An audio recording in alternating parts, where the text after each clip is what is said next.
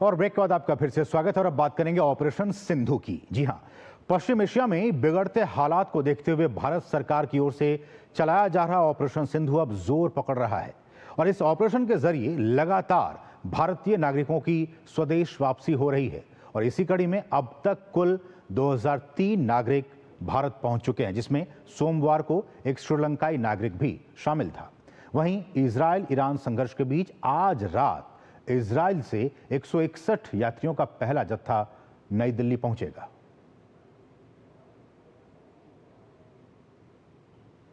Hindustan Hindustan.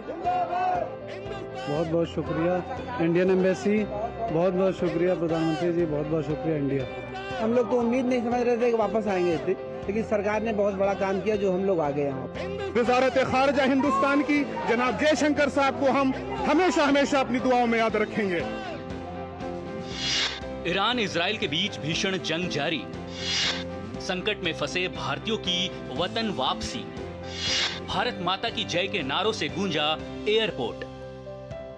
Iran और Israel के बीच जारी तनाव के बीच भारत सरकार ने एक बार फिर दुनिया को दिखा दिया है कि भारतीय नागरिकों की सुरक्षा उनके लिए सर्वोपरि है। ऑपरेशन सिंधु के जरिए भारत सरकार लगातार संकटग्रस्त इलाकों में फंसे अपने नागरिकों को वतन वापस ला रही है। वतन लौटने वाले भारतीय नागरिक भावुक दिखे और एयरपोर्ट हिंदुस्तान जिंदाबाद और भारत माता की जय के नारे से गूंज उठा। लोगों ने सरकार की तेज कार्रवाई और त्वरित राहत के लिए आभार जताया।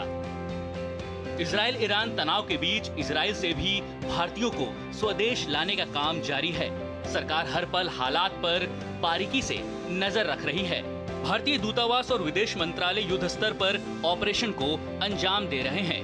भारत सरकार ने अपने नागरिकों के लिए हमेशा से खड़ी रही है, आज से नहीं। मैं खुद बहुत सारे इवैक्यूएशन में इन्वॉल्व रह चुका हूँ। देखिए, हमारे लिए हमारे जो सिटीजन्स हैं वो एक बहुत बड़ी प्रायोरिटी है भारत की, और हम अपने को नहीं निकालते हैं। हम दूसरे देशों के, जो साउथ एशिया में और भी देश हैं, उनके लोगों को भी हम निकाल के लाते हैं बाहर से। तो ये तो मैं समझता हूँ कि इसमें तो भारत का कोई मुकाबला नहीं है।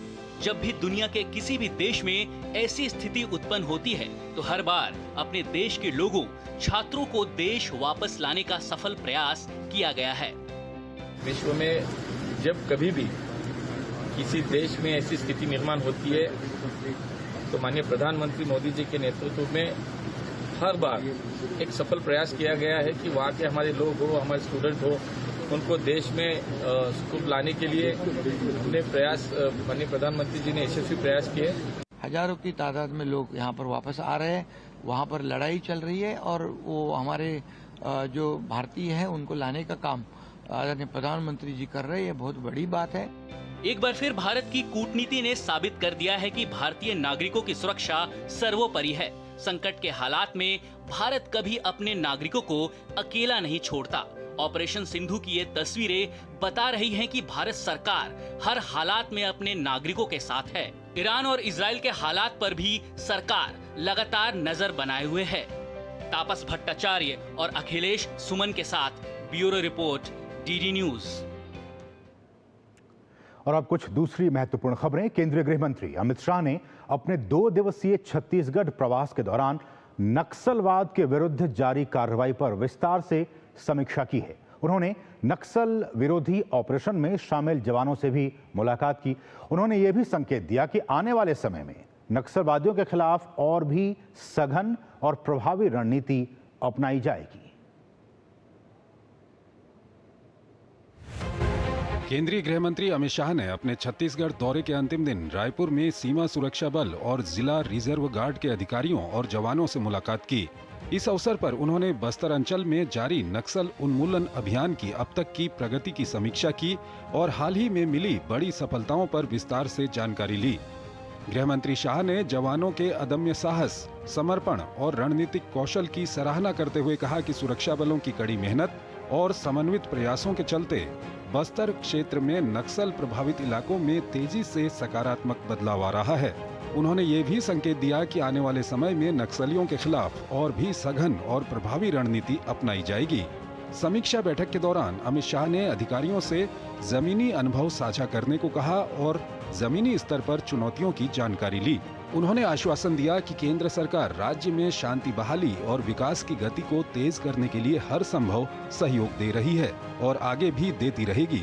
इस मुलाकात को सुरक्षा बलों के मनोबल के लिए एक महत्वपूर्ण क्षण माना जा रहा है, जो आने वाले अभियानों में और अधिक जोश और प्रतिबद्धता के साथ जुटेंगे।